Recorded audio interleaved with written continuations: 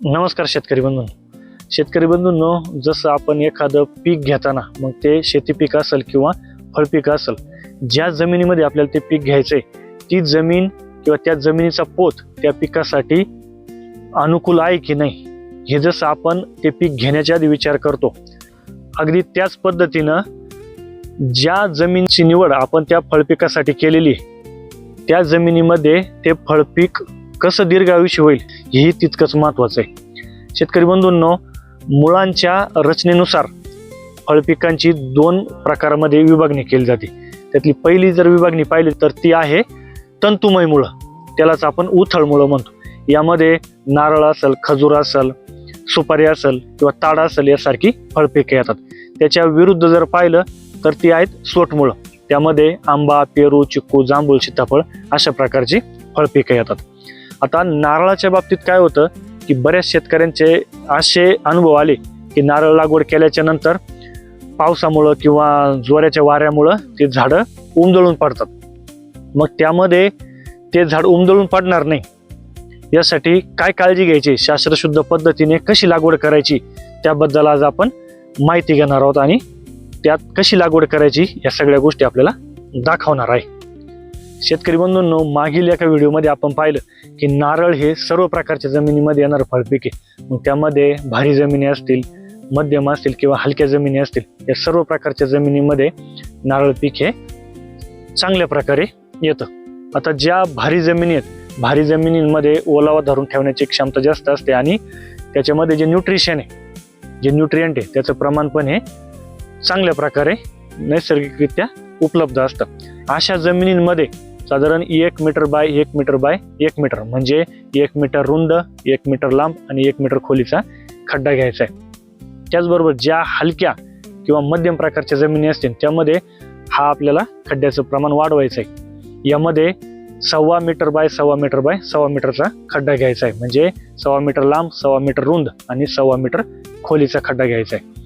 आता हा प्रकार, हे विभाजन का केलेलं आहे तर ज्या हलक्या जमिनी आहेत, हलक्या जमिनींमध्ये जर खड्डा आपण मोठा घेतला तर त्यामध्ये आपण जे शेणखत असेल किंवा जी भारी माती आहे त्याचं एकत्रीकरण करून, मिक्सचर करून तो आपल्याला खड्डा भरायचा आहे. म्हणजे सुरुवातीच्या 2 वर्षाच्या कालावधीमध्ये त्या मुळांच्या वाढीसाठी चांगली वाव भेटते आणि झाडाची जोमाने वाढ होते.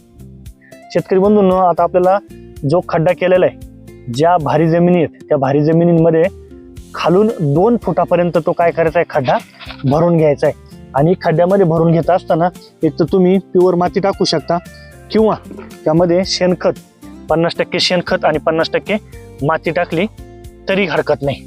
आणि त्याच्यावरती आपल्याला काय करायचं, लागवड करायची. त्याचबरोबर ज्या हलक्या जमिनीत, हलक्या जमिनींमध्ये आपल्याला काय करायचं आहे की जो 1.25 मीटरचा जो खड्डा घेतलाय त्या खड्ड्यामध्ये 2.5 फुटापर्यंत आपल्याला काय करायचं आहे, शेणखत 50% शेणखत आणि 50% माती असलेलं जे मिश्रण आहे ते काय करायचं, त्याने तो खड्डा भरून घ्यायचा आहे.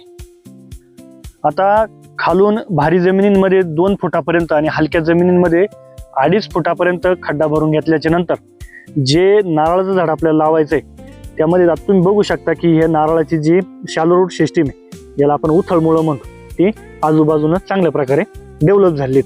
आता हे झाड लावायचं कसं, आता बऱ्याच वेळेस काय होतं शेतकरी बंधूंनो की नारळाची रोपे तयार करत असताना ते नारळ आडवा ठेवून तयार केलं जातात किंवा जे फळे ते उभं ठेवून तयार केलं जातं. म्हणून नारळाचं रोपटं जमिनीमध्ये ठेवताना किंवा त्या खड्ड्यामध्ये ठेवताना फार काळजी घ्यायची.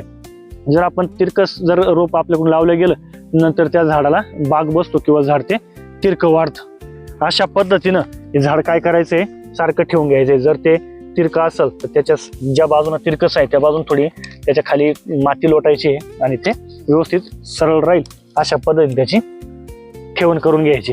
आता त्यानंतर काय करायचंय की जे 50% माती आणि 50% शेणखताचं जे मिश्रण आहे ते काय करायचंय, त्या पद्धतीनं भरून घ्यायचे. आता खड्डा नेमकं कुठपर्यंत भरायचा हे फार महत्वाचं आहे.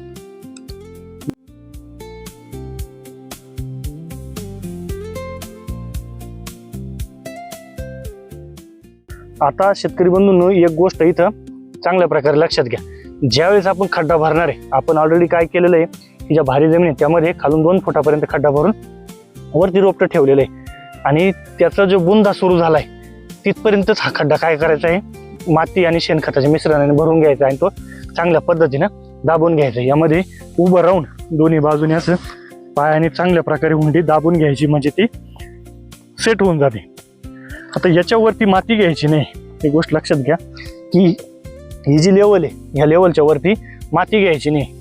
या लेवलपर्यंतच काय करायचं आहे, खड्डा भरून घ्यायचा आहे. जसं जसं झाड मोठं होत जाईल तसं तसं काय करायचं, आपला हा खड्डा भरत चालायचा आहे. फक्त काळजी एवढी घ्यायची पावसाळ्यात की त्या खड्ड्यामध्ये पाणी साचणार नाही.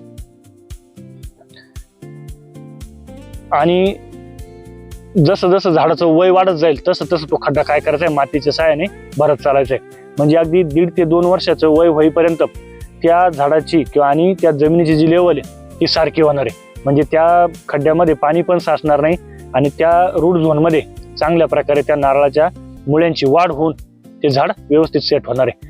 अशा पद्धतीने जर लागवड केली तर ते किती वारा येऊ किंवा पाऊस येऊ, त्या वाऱ्यामध्ये हे झाड पडणार नाही आणि शेतकरी बांधवांचं नुकसान या ठिकाणी होणार नाही.